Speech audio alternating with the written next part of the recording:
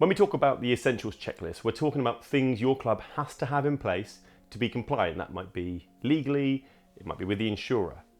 We combine this onto the essentials checklist because whether you're looking at this from a regulatory point of view or insurance point of view or a legal threshold, it needs to be in place. BMABA doesn't always have to have copies of everything you need to have in place. You may be managing your governance elsewhere with another NGB or governing body, but these things do need to be there, and there is very little reason not to verify it with our system. After all, your records are reflected publicly, and uploading and validating things you already have in place get you discounts on your renewal and your insurance. What you need to have in place will vary depending on the club setup you have, the style you're teaching, and the audience you're working with. So it's important to stress that this is not an exhaustive list, and you need to check the handbook, as what's considered best practice often changes and flexes. The first thing to look at is your suitability vetting, and that's something every member of BMABA will have if you're an instructor, volunteer, or assistant.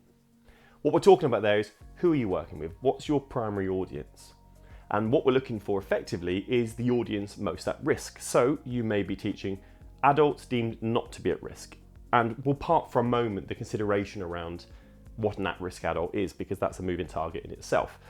What we're looking at is you classifying that you are not working with children, which is somebody under the age of 18, or an adult that is inherently considered to be at risk.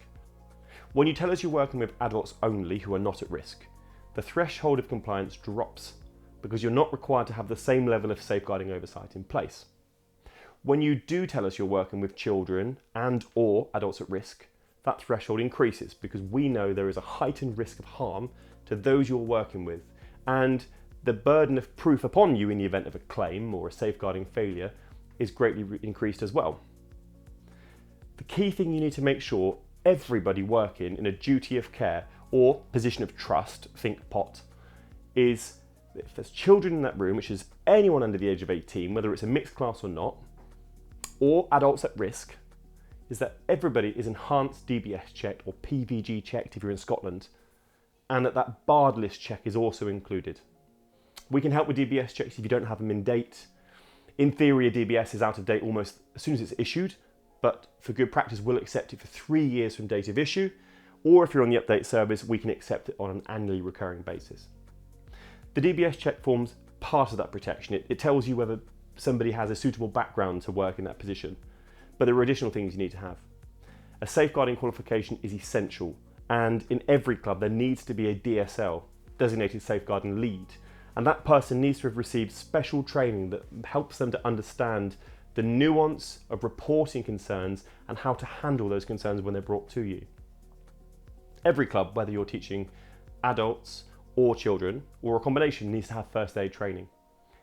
There isn't always a clear-cut definition of what acceptable first aid training is, so we tend to say to clubs, it needs to be an appropriate level of skill in first aid to provide adequate care to somebody who's injured in your capacity, and you need to be able to evidence you've done that training.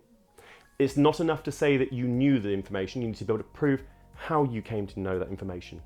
So whether that's using our BMABA First Aid Essential CPD to refresh in-person training done previously, or going out and finding a first aid training provider to do your in-person training, it needs to be in place, and it needs to be in place for anybody in sole supervision of your club.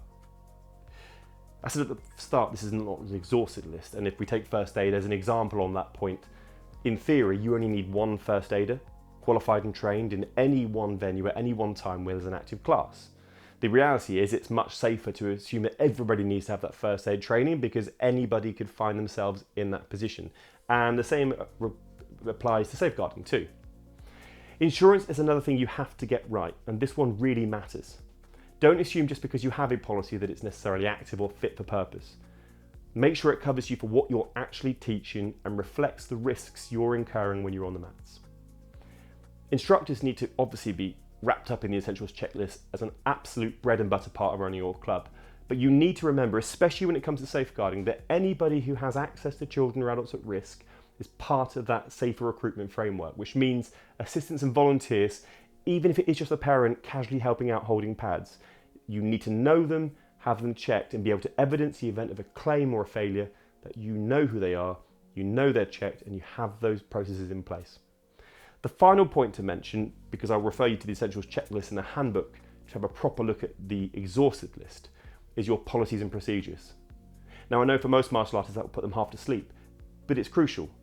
In the event of especially a safeguarding claim, but first aid incident or an insurance claim, having a robust policy in place that you can follow not only takes away the thought process involved in that emotionally heavy process, it also helps you evidence, if you are pursued legally, that you were fair and proportionate and you treated everybody with the same access to training and the same fair due process.